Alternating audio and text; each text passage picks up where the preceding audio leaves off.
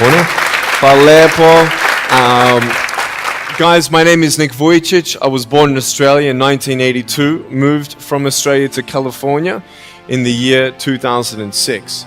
And my life story, I'm just thankful that people have seen my life on some sort of level, whether it's just YouTube videos or seeing pictures of a limbless guy's smile.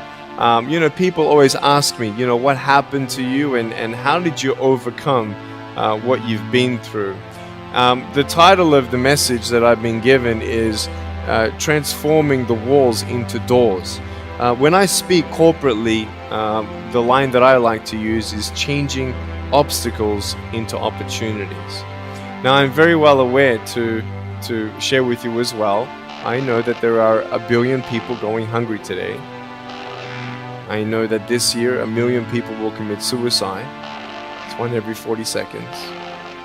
I know today there are 120 million slaves, and I've met sex slaves, and I've seen the top of the pyramid as far as business and met the billionaires.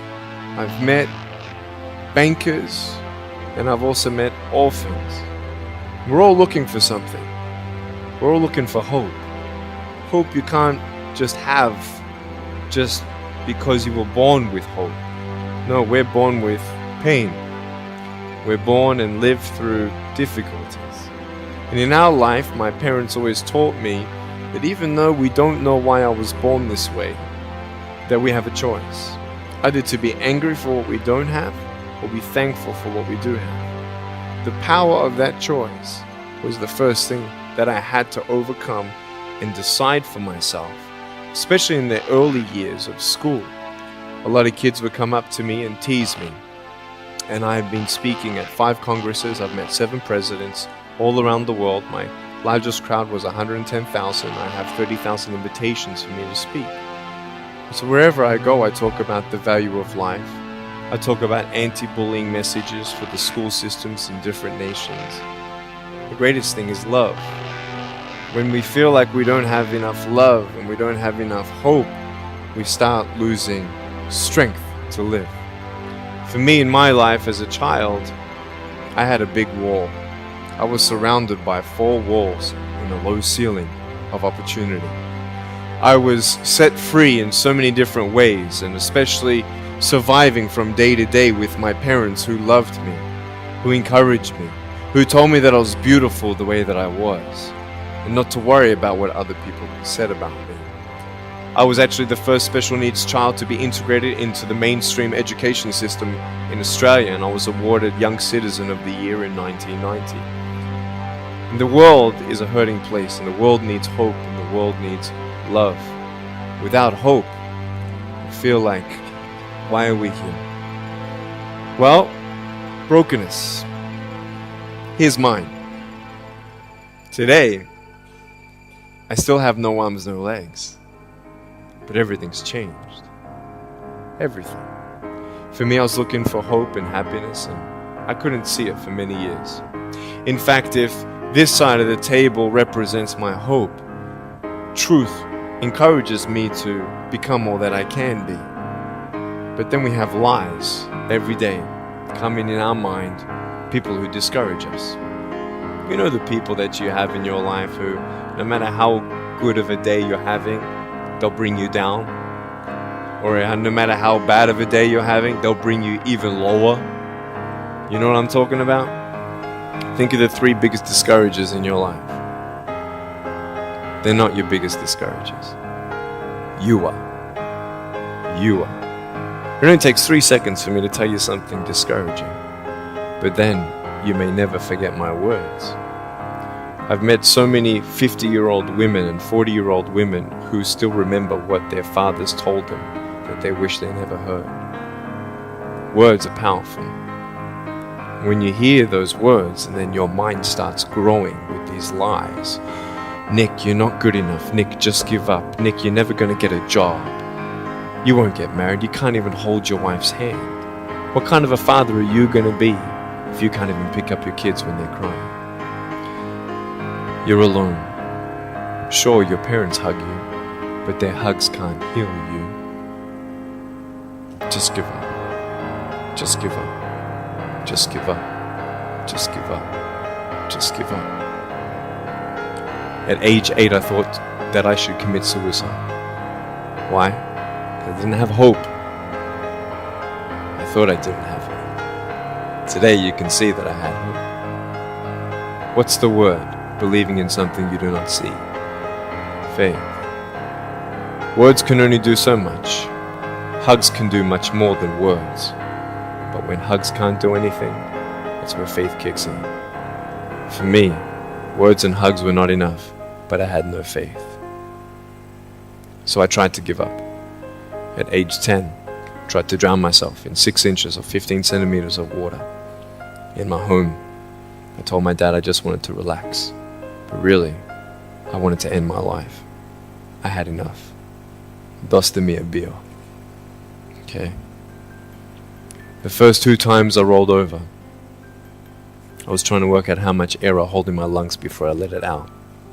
And the 3rd time, in my mind, knowing that I wanted to get out of here because of the bullying in my life, because I was going to be a burden to my parents and I had nothing to look forward to, I realized at that moment that if I actually went through with committing suicide, I would leave a greater burden for my parents than they already had.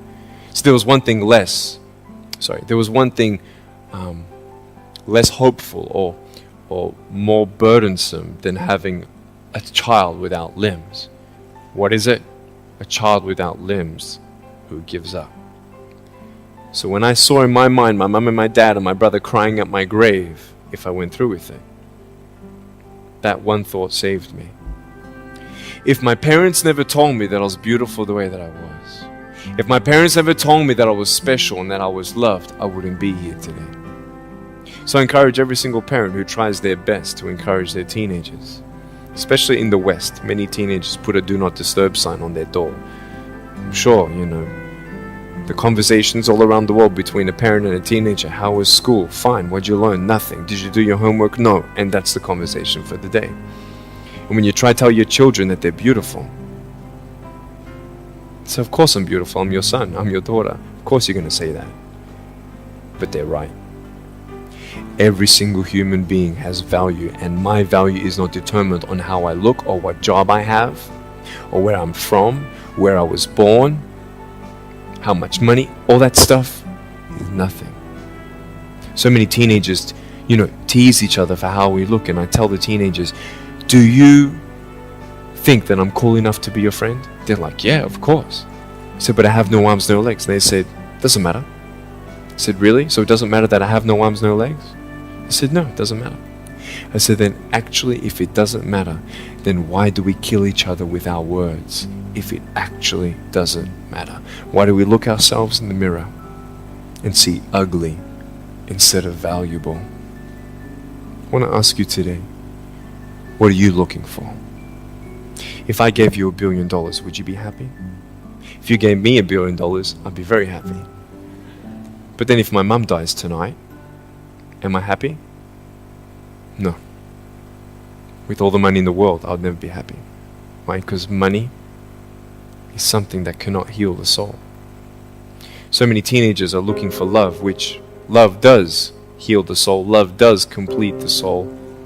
But even sex before marriage, I was a virgin before I got married. Yeah, I've got a gorgeous wife. We're pregnant with our first son. And I don't need hands to hold her hand. I only want to hold her heart.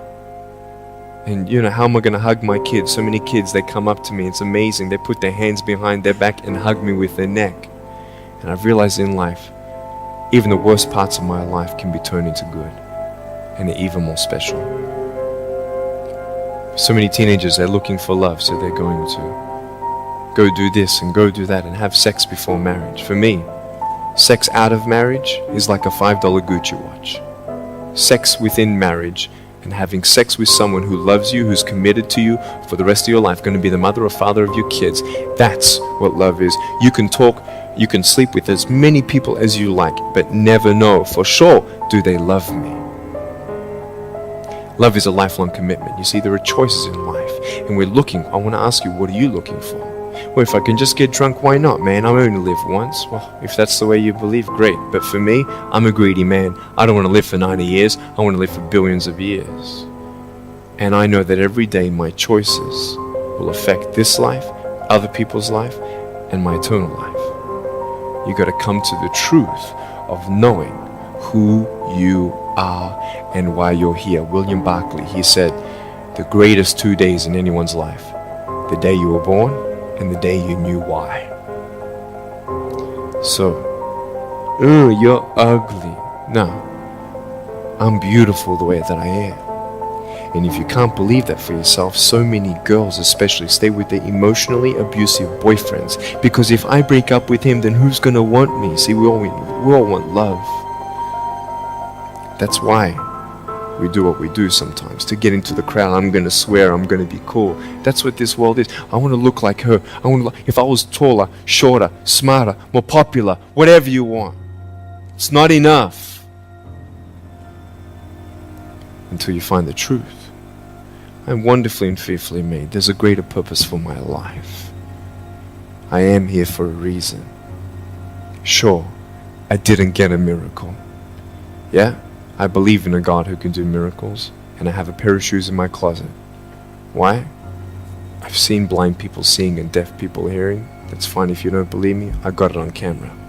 But I realized something.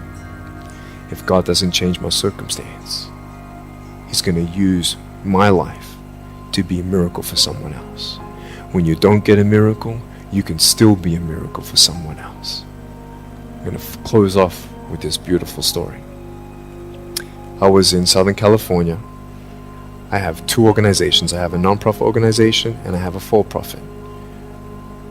I probably spoke between years 2007 and 2010, 1,000 times, 600 flights. And I've spoken to 4.5 million people face to face. In the last 48 hours here in Serbia, we've reached 5 million through media. So, we have the heart of people to love others. We want people to love each other, love yourself, dream big, and never give up. We're all looking for hope, aren't we? What are you looking for? Money, drugs, sex, alcohol, pornography, fame, fortune never satisfies. It's never enough. But I've come to a peace. So check this out. When I'm 24 years old, 5-6 years ago, I was in California. And I never met anybody else like me. When I was 10 years old, I wish I would have met somebody like me. Never did. Didn't get that miracle. But at 24, in California, I saw a little boy with no arms and no legs, 19 months old, just like me. I knew he was going to be bullied. I knew he was going to go through depression. I knew he would feel alone. I knew that he would get worried if he's ever going to have a girlfriend, and so on and so on. I got the father to bring him up on stage in front of 2,000 people. And everyone was crying. And it was a materialization of when you don't get a miracle, you can be a miracle for someone else. I am not a superhero. I go through ups and downs. So do you. But take one day at a time. And if you haven't found that peace of knowing who you are and why you're here, and where you're going when you're not here, for me, I want you to know that's how I've overcome. I don't have any walls. My book's called Life Without Limits. And what will be, will be. I've acted in a short film, 30 awards. I got Best Actor in a Short Film. I've done my own music video. I've written 2 books. First book, 30 languages, 800,000 copies. I'm 29 and we know 1 billion people know who I am. Not to bring up my pride or my name or my status, trust me, I'm just like you. But I hope you are inspired to know that if I can dream big, then so can you. There are no walls. Find your peace and you'll make your walls doors. Thank you so much.